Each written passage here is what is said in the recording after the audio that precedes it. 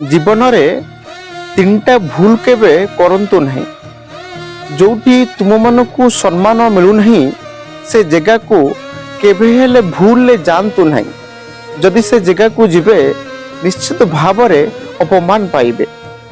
द्वितीयतः कहा उपरे भरोसा करी बसी रुहतु नहीं।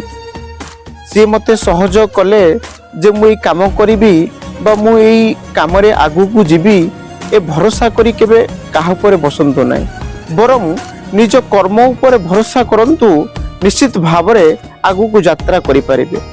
तृतीयतः कहा को जीवन रे केबे हेले ठकंतु नहीं। आज कहा को तुमे ठकिकी हुए तो आगु को जाई पारो ठीक अच्छी, किंतु दिने ना दिने तुमे अन्य पाखरे निश्चित भाव रे ठगिबो।